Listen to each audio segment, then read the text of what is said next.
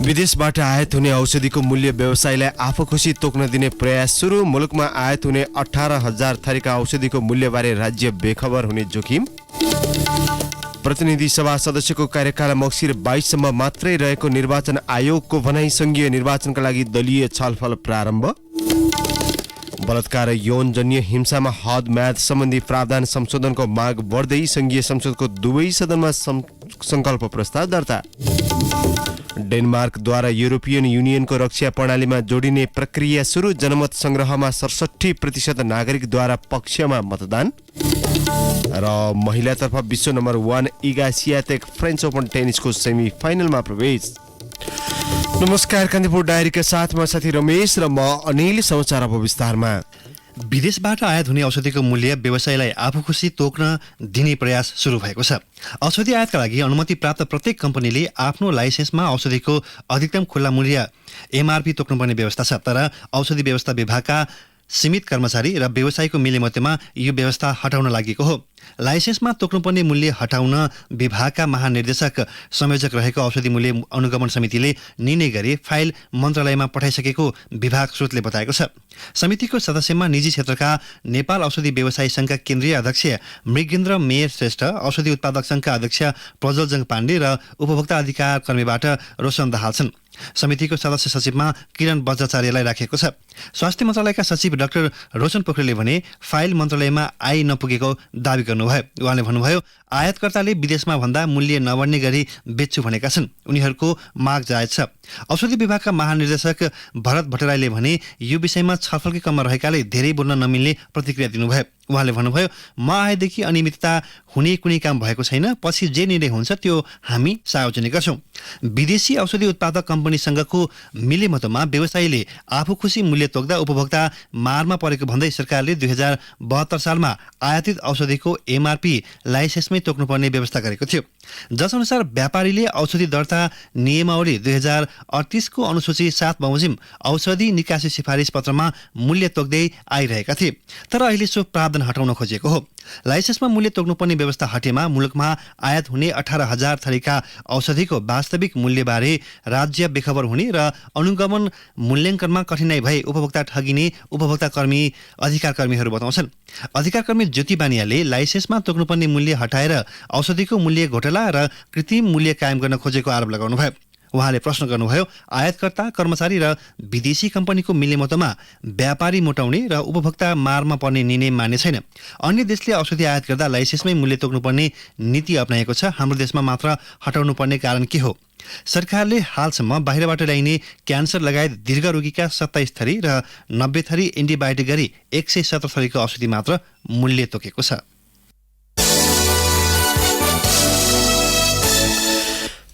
प्रतिनिधि सभा सांसदको कार्यकाल कहिले सकिन्छ भन्ने बारे राजनीतिक वृत्तमा चर्चा चलिरहेका बेला निर्वाचन आयोगले मक्सिर 22 सम्म मात्रै रहेको जनाएको छ। प्रमुख निर्वाचन आयुक्त दिनेश थपलियाले प्रतिनिधि सभा चुनावबारे सरकारलाई परामर्श दिँदा मक्सिर 22 सम्म कार्यकाल रहेको जानकारी दिनुभएको हो। उहाँले भन्नुभयो, संविधान सभा 5 वर्ष भनिएको छ। प्रदेश तथा प्रतिनिधि सभाको कार्यकाल निर्वाचित भएको मितिदेखि भनिएको छ। त्यो भनेको व्यक्ति निर्वाचित भएपछि प्रमाणपत्र पाएको मिति हो। पहिलो सांसद निर्वाचित भएको 2074 मक्सिर 22 मा हो। निर्वाचित भएको मितिदेखि भनेपछि मक्सिर 22 लाई आधार मान्नुपर्छ। प्रतिनिधि सभा र प्रदेश सभा सदस्यको निर्वाचन सम्बन्धी कानूनमा आयोगसँगको परामर्शमा सरकारले निर्वाचनको मिति तोक्ने व्यवस्था गरिएको छ। प्रतिनिधि सभा र प्रदेश सभाको चुनाव 2074 मक्सिर 11 र मक्सिर 21 मा 2 चरणमा भएको थियो। हिमाली र उच्च पहाडी क्षेत्रमा मक्सिर 11 र पहाडी तथा तराईका जिल्लामा मक्सिर 21 मा निर्वाचन गराइएको थियो। स्थानीय तह चुनावपछि प्रमुख राजनीतिक दलहरूले प्रतिनिधि सभा र प्रदेश सभा चुनावको विषयमा छलफल सुरु गरेका छन्।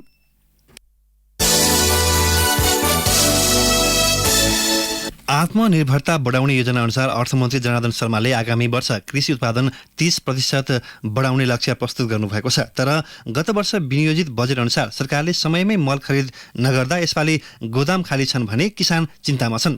त्यसमाथि अर्थमन्त्रीले आगामी वर्षका लागि रासायनिक मलको बजेट झण्डै 50%ले घटाइदिनु भएको छ।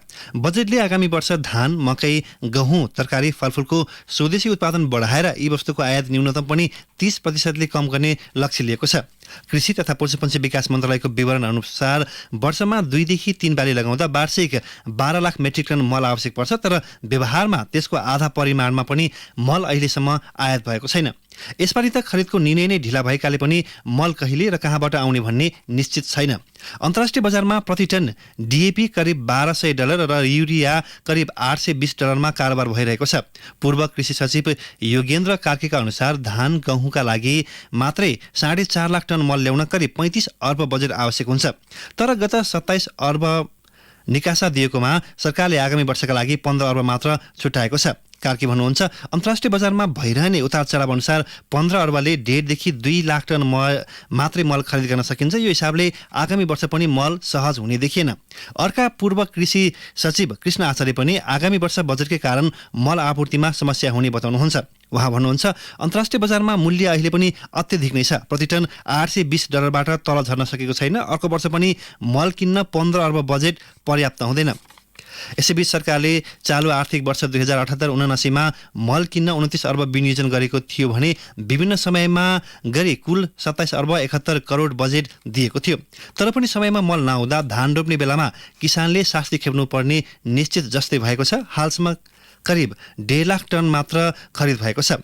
कोभिड पश्चात रुस र युक्रेन बीच युद्धले कच्चा पदार्थको मूल्य अकासिएको छ। मूल्य बढ्दा कतिपय मुलुकले मल उत्पादन कटौती गरेका छन्। चीनले पनि निर्यात बन्द गरेपछि आपूर्तिमा समस्या भएको मन्त्रालयको दाबी छ, तर अहिलेसम्म निर्णायक कदम लिन सकेको छैन। माओवादी केन्द्रका अध्यक्ष पुष्पकमल दाहालले स्थानीय तह निर्वाचनको नतिजापछि सत्तारूढ नेपाली कांग्रेसमा दम्ब बढ्न सक्ने भन्दै आफूलाई फरक व्यवहार गर्न खोजे एमालेकै हालतमा पुर्याउने चेतावनी दिनुभएको छ। पार्टीबाट निर्वाचित जनप्रतिनिधिका लागि आयोजित प्रशिक्षण कार्यक्रममा बोल्दै दाहालले कांग्रेसका कतिपय नेताले अहंकार देखाउन खोजेको टिप्पणी गर्नुभयो।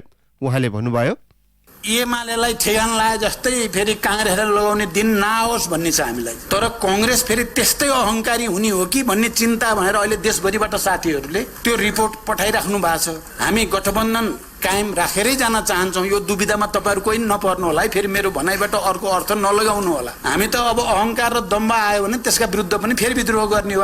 हामी त निरन्तर क्रान्तिको सिद्धान्तवाला परियो, जोमा आउँछ त्यसैलाई ठोक्दै जाने हुन्छ हाम्रो त। वर्तमान गठबन्धनलाई बलियो बनाउने पक्षमा आफू रहेकाले माओवादीलाई हल्का रूपमा नलिन दाहालले आग्रह गर्नुभयो।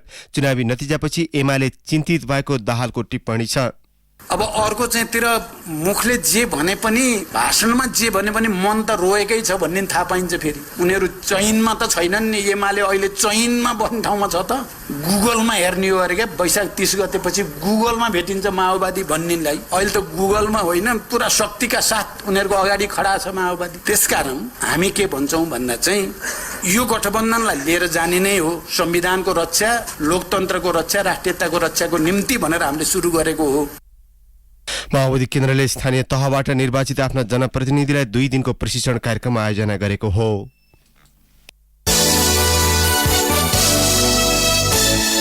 गुल्मीको धुर्कोट गाउँपालिकाले कुरियाको मुजुगुन गाउँमा 6 महिने कृषि कामका लागि मंगलबार 55 जनालाई पठाएको छ। अरू 91 जना जाने प्रक्रियामा छन्। गाउँपालिकाले मुजुगुनसँग भगिनी सम्बन्ध कायम गरेर गत पुसदेखि कामदार पठाउने प्रक्रिया सुरु गरेको हो।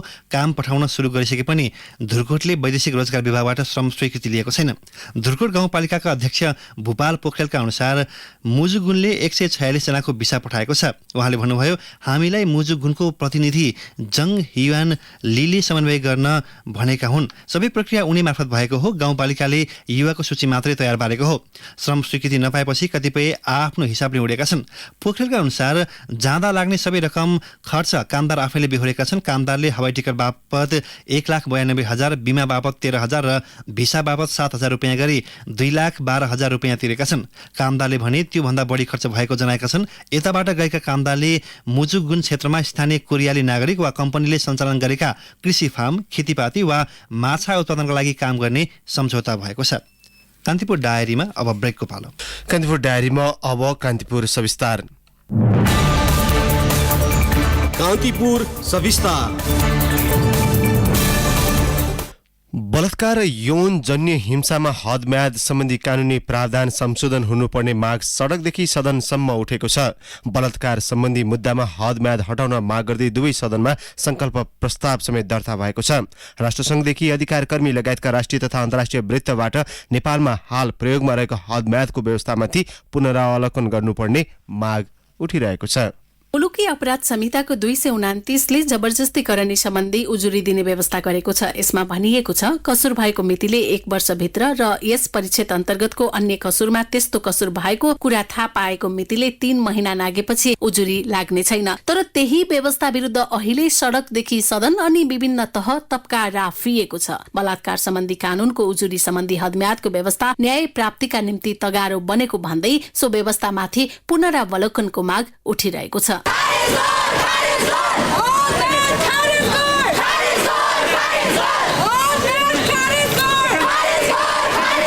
सुन्दरी प्रतियोगितामा सहभागी एक 16 वर्षीय किशोरीमाथि भएको बलात्कारको घटना सार्वजनिक भएपछि घटनाको उजुरी गर्ने हदम्याद सम्बन्धी व्यवस्था हटाउनु पर्ने माग फेरि बुलन्द बनेको छ। तर यो माग नितान्त नौलो भने होइन। हदम्यादको व्यवस्था न्याय प्रणालीका लागि बाधक बनेको भन्दै पुनरावलोकनदेखि त्यसलाई हटाउन लामो समयदेखि पहल भइरहेको कानूनविद राजु चापागाई बताउनुहुन्छ। 2061 सालमा सर्वोच्च अदालतमा मुद्दा पुगेको छ। हदम्यादको कारणले न्यायमा पहुँचमा चाहिँ बाधा व्यवधान सिर्जना भयो भनेर। हदम्यादको 35 दिन थियो त्यति बेला र त्यसपछि अर्को मुद्दा पनि 2063 सालमा सर्वोच्च अदालतमा परेको छ। त्यो दुवै मुद्दामा 2065 सालमा सर्वोच्च अदालतले एउटामा निर्देशनात्मक आदेश दिएको छ। त्यसपछि पनि सरकारले टेडेन। र 72 सालमा फेरि सर्वोच्च अदालतले के गर्यो भने पहिला भन्दा अझ कडाको आदेश जारी गर्यो। त्यसपछि सरकारले के गर्यो, तपाईको चाहिँ असोजमा आएर बल्ल चाहिँ संशोधन गर्यो। त्यो संशोधनमा 6 महिना बनाइयो हैन। त्यसपछि पनि फेरि थुप्रै घटनाहरू बाहिर आए। 6 महिनाले भएन, 1 वर्षपछि पनि तपाईको चाहिँ भएन। बलात्कार अनि यौनजन्य हिंसा, त्यसमा पनि नाबालिगको हकमा हदम्याद राखिनु न्याय सम्बन्धी अधिकारको अवमूल्यन भएकाले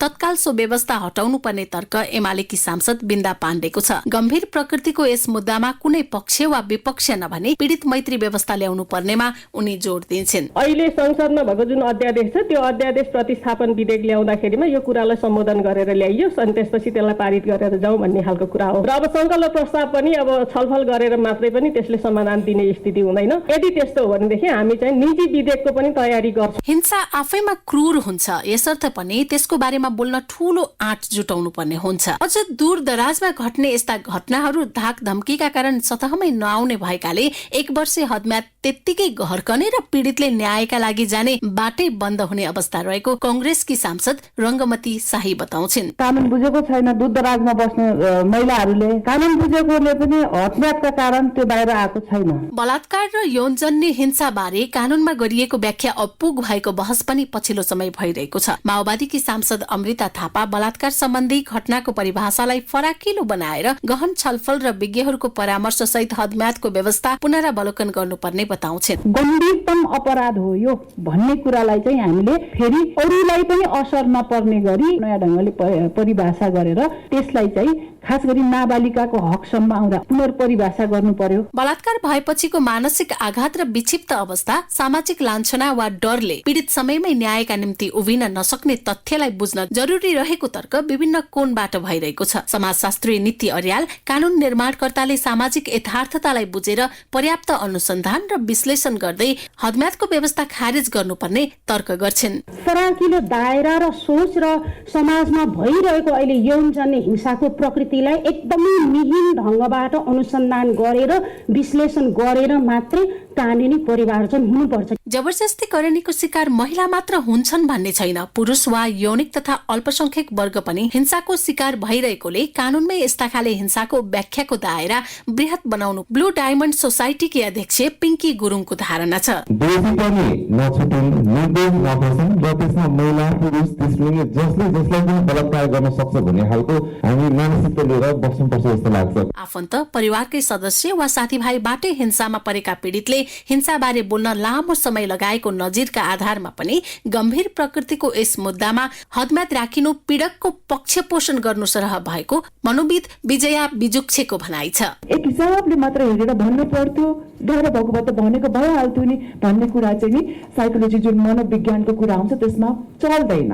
गम्भीर र जघन्य प्रकृतिको अपराधमा हदम्याद नहुने र राख्न पनि नहुने प्रावधान कानूनमा छ। यसर्थ पनि बलात्कार जन्य हिंसा पनि जघन्य घटना नै भएकोले यसमा समय सीमाको आधारमा पीडितलाई थप पीडा दिनु न्याय सम्बन्धी अधिकारको हनन हुने कानूनविद राजु चापागाई बताउँछन्। जघन्य हो कि होइन भन्ने अहिले नै जघन्य हो। खालि यहाँ जघन्य र नजन्यको बीचमा चाहिँ विरोधाभास भएर समस्या आएको। अपराध जघन्य हो, 20 वर्षसम्म कैद पनि हुन्छ हाम्रै कानून प्रणाली अन्तर्गत। त्यसपछि यसलाई चाहिँ मुद्दा फिर्ता लिन पनि सकिँदैन, माफी दिन पनि सकिँदैन, क्षमादान पनि हुँदैन। त्यो हिसाबले हामीले रिकगनाइज गरिसक्यौँ र फेरि हदमा हामी नगर्ने राख्छौँ, 1 वर्ष राख्छौँ। यही हो कन्ट्राडिक्सन भनेको।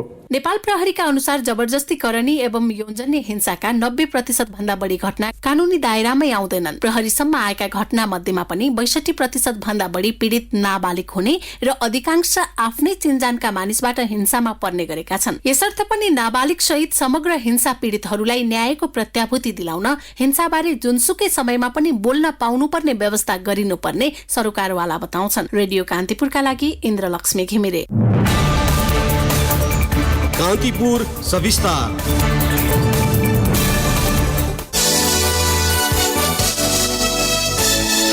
संसदमा जारी आगामी आर्थिक वर्षको बजेटमाथिको सैद्धान्तिक छलफलमा सत्तारूढ दलका सांसदहरूले बजेट कार्यान्वयनको प्रष्टता खोजेका छन्। दोस्रो दिनको छलफलमा अधिकांश सत्तारूढ दलकै सांसदले कार्यान्वयनमा चुनौती रहेको भन्दै त्यसको व्यवस्थापनमा सरकार चनाखो हुनुपर्ने बताए। माओवादी केन्द्रका सांसद देव गुरुङले अघिल्ला सरकारको जस्तो वितरणमुखी बजेटको अन्त्य भए पनि कार्यान्वयनको विषयमा गम्भीरता रहेको बताउनुभयो। आर्थिक वर्ष सकिने लाग्दा हुने विकास आयोजनाले देशको अर्थतन्त्रलाई थप कमजोर बनाउने भन्दै त्यसको गम्भीर अनुगमन हुनुपर्ने माग गर्नुभयो।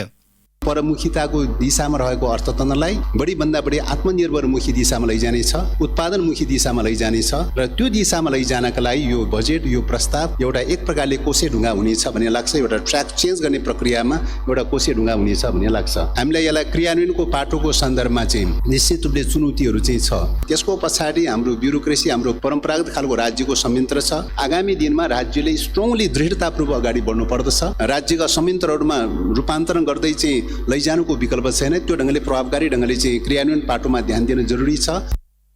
सत्तारूढ दल राष्ट्रिय जनमोर्चाकी उपाध्यक्ष तथा सांसद दुर्गा पौडेलले बजेटले अत्यावश्यक विषयलाई छुन नसकेको बताउनुभयो। उहाँले संहिता र त्यसका सबै प्रादेशिक संरचनाका साथै एमसीसी खारेज हुनुपर्ने माग गर्नुभयो।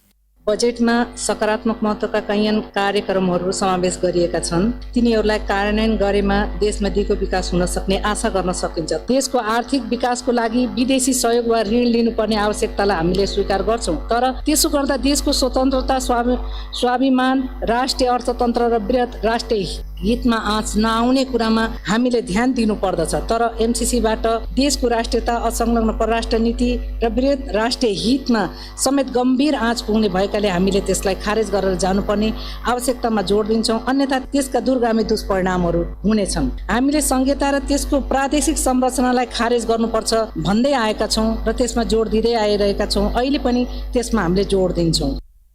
माओवादी केन्द्रका सांसद शक्ति बस्नेतले अघिल्लो सरकारले आर्थिक क्षेत्रमा छोडेर गएका समस्या समाधान गर्नका लागि आगामी आर्थिक वर्षको एक बजेटले मात्रै नसक्ने बताउनुभयो। उहाँले स्पष्ट दृष्टिकोण लिएर सरकार अघि बढ्दै अर्थतन्त्रमा देखिएका समस्या समाधान गर्नेतर्फ लाग्नुपर्ने सुझाव दिनुभयो। कांग्रेस सांसद लक्ष्मी परियारले बजेटमा समावेशिताका विषयलाई 100% कार्यान्वयनमा ल्याउन सुझाव दिनुभयो। उहाँले पिछडिएको समुदायले सरकारले दिएको सेवा सुविधा पनि लिन नसक्ने अवस्थामा रहेको भन्दै त्यस्ता समुदायका लागि सरकारको उपस्थिति माग गर्नुभयो। सुरक्षित आवास हक प्रदान गर्ने कुरालाई सरकारले कार्यान्वयन गर्नुपर्छ।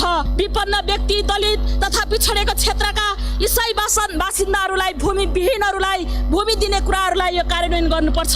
सभामुख महोदय, सामाजिक, राजनीतिक, आर्थिक, शैक्षिक लगायत हरेक कुरामा पहुँच नभएका दलित समुदायका लागि ठोस रूपमा कार्यक्रम बनाएर बजेट विनियोजन गरियोस्। यसैबीच प्रमुख प्रतिपक्षी दल एमालेका सांसद तथा पूर्व अर्थमन्त्री सुरेन्द्र पाण्डेले आगामी आर्थिक वर्षको बजेटमा वृद्ध भत्ता 68 वर्षमै दिने निर्णयको विरोध गर्नुभएको छ। सरकारले वृद्ध भत्ता बढाएर मासिक 5,000 पुर्याउनुपर्नेमा वृद्ध भत्ता प्राप्त गर्ने उमेर घटाएकोमा आपत्ति जनाउनुभयो। वृद्ध भत्ता जतिसुकै कुरा गरें यो एमालेको ब्रान्ड जस्तो हुन्छ। तपाईँ 68मा झार्नुहोस्, 58मा झार्नुहोस्, केही फरक पर्दैन। किनभने जनयुद्धमा हाम्रो दाबी पुग्दैन, राष्ट्रिय मेलमिलापमा पनि हाम्रो दाबी पुग्दैन, त्यो काङ्ग्रेसको दाबी वृद्ध भत्ता जे गर्नुहोस् त्यो एमालेकै दाबी हुन्छ, एमालेलाई मान्छेले चाहिँ स्याबास गर्छन्, ठोक्छन्, ताली ठोक्छन्। तपाईँले आफैले पनि 5,000 पुर्याउँछु भनेर चाहिँ हिजो चाहिँ घोषणापत्रमा बोले होइन र 5 पुर्या भए त अझ राम्रो हुन्थ्यो नि, किन गर्नु भएन? राष्ट्रिय प्रजातन्त्र पार्टीका अध्यक्ष तथा सांसद राजेन्द्र लिङदेनले आगामी आर्थिक वर्षका लागि सरकारले ल्याएको बजेटले मूल्यवृद्धि रोक्ने र आर्थिक सङ्कट समाधान गर्ने प्रयास नगरेको बताउनुभयो। बजेटमाथिको छलफलमा भाग लिँदै लिङदेनले सरकारले ल्याएको आगामी आर्थिक वर्षको बजेट निर्वाचन केन्द्रित रहेको टिप्पणी गर्नुभयो। यो बजेट कार्यान्वयनको जुन बेला आउँछ त्यस बेलासम्ममा त अर्को निर्वाचन र अर्को सरकार बनिसकेको हुन्छ। खालि चाहिँ एउटा बहसको लागि बहस मात्रै हुन्छ। जमिनको उपयोग अब सरकारले गरेको वर्गीकरण र तोकेको मापदण्डका आधारमा मात्रै गर्न पाइने भएको छ। यसबाट व्यापारिक प्रयोजनबाट प्रेरित भएर जथाभावी रूपमा गरिँदै आएको कित्ता काट रोकिने र भूमि स्रोतको समुचित उपयोग हुने सरकारले उद्देश्य राखेको छ। जमिनको कित्ता काट खुलाउने र बन्द गर्ने विवाद बेला बेला आइरहेको अवस्थामा नियमावली कार्यान्वयनले यसमा केही सुधार आउने अपेक्षा मन्त्रालयका अधिकारीहरूको छ। मन्त्रीपरिषदले एउटा क्षेत्रमा वर्गीकृत भूमि अर्को प्रयोजनमा प्रयोग गर्न नमिल्ने गरी यस्तो नियमावली स्वीकृत गरेको हो। कान्तिपुर डायरीमा पुनः ब्रेकको पालो। ब्रेकपछि कान्तिपुर डायरीमा अब आर्थिक प्रसङ्ग। पेट्रोलियम पदार्थमा कर समायोजन गरेर उपभोक्तालाई राहत दिने सरकारी बाचा आश्वासनमा मात्रै सीमित भएको छ। सरकारले इन्धनमा भइरहेको मूल्य वृद्धि र त्यसले पारेको चौतर्फी असर कम गर्न कर समायोजन गरी मूल्य घटाउने आश्वासन दिएको थियो। मूल्य वृद्धि नियन्त्रण गर्न भारतले कर घटाएर उपभोक्तालाई राहत दिने प्रयास गरेपछि यहाँ पनि कर समायोजनको चर्चा चलेको थियो। सोही अनुरूप उद्योग वाणिज्य तथा आपूर्ति मन्त्री वीरेन्द्र प्रसाद बडु र अर्थमन्त्री जनार्दन शर्माले कर समायोजन गरेर मूल्य घटाउने बताउँदै आउनु भएको थियो। नेपाल विद्युत प्राधिकरण र इन्टरनेट केबल टेलिभिजन तथा टेलिफोन सेवा प्रदायकहरूबीच चलिरहेको पोल भाडा विवाद अझै सुल्झिन सकेको छैन। उनीहरूबीच चलिरहेको विवादको मूल्य भने सर्वसाधारणले चुकाउनु परेको छ। सेवा प्रदायकले प्राधिकरणलाई पोल भाडाको पुरानो बक्यौता तिरेका छैनन् भने नयाँ भाडा सम्झौता समेत गरेका छैनन्। भाडा नतिर्ने र नयाँ भाडा सम्झौता गर्न पनि अटेरी गर्न थालेपछि प्राधिकरणले उनीहरूको लाइन काट्दै आएको छ। यस्तै पछिल्लो समय प्राधिकरणले भाडा असुली नभएको इन्टरनेट टेलिफोन तथा केबल टेलिभिजन सेवा प्रदायकको कार्यालय तथा डाटा सेन्टरहरूमा बिजुली कटौती गर्न थालेको छ। अब अन्तर्राष्ट्रिय प्रसङ्ग। युरोपियन युनियनको रक्षा प्रणालीमा डेनमार्क जोडिने भएको छ। युरोपियन युनियनको रक्षा प्रणालीमा जोडिने सम्बन्धमा डेनमार्कमा हिजो जनमत संग्रह भएको थियो। डेनमार्कका 67% नागरिकले ईयूको रक्षा प्रणालीको सदस्य हुने पक्षमा मतदान गरेका थिए। रुसले युक्रेनमाथि हस्तक्षेप गरेपछि साङ्गठनिक रक्षा प्रणालीमा नरहेका मुलुकहरूले ईयूसँग जोडिने प्रयास गरिरहेका छन्। डेनमार्क यसअघि ईयूको रक्षा र सुरक्षा सम्बन्धी नीतिको सदस्य थिएन। डेनमार्कले सन् 1993 मा जनमत संग्रह मार्फत नै ईयू सदस्यता लिए पनि सुरक्षा क्रममा भने नबस्ने निर्णय गरेको थियो।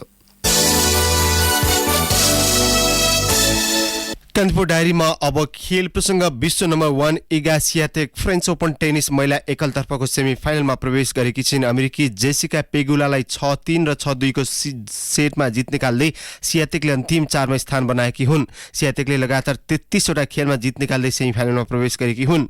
पोल्यान्डकी 21 वर्षीय स्वियातेकले सेमी फाइनलमा रसियाकी दारिया कासात्किनासँग प्रतिस्पर्धा गर्नेछिन्। विश्व वरियताकी कासात्किनाले रसियाकी भेरोनिका कुदरमेतोभालाई हराउँदै सेमी फाइनलमा प्रवेश गरेकी हुन्।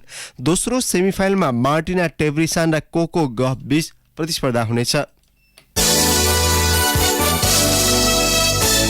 अब मौसम सम्बन्धी जानकारी। मुलुकका पहाडी भूभागमा सामान्य बदली रही केही स्थानमा हावाहुरी सहित मध्यम वर्षाको सम्भावना रहेको जल तथा मौसम विज्ञान विभागले जनाएको छ। केही बेर अघि 18 डिग्री सेल्सियस मापन गरिएको काठमाडौँ उपत्यकाको अधिकतम तापक्रम आज 26 डिग्री सेल्सियस पुग्ने विभागको अनुमान छ। सूर्योदय बिहान 5:08 भयो भने सूर्यास्त भरे साँझ 6:55 हुनेछ।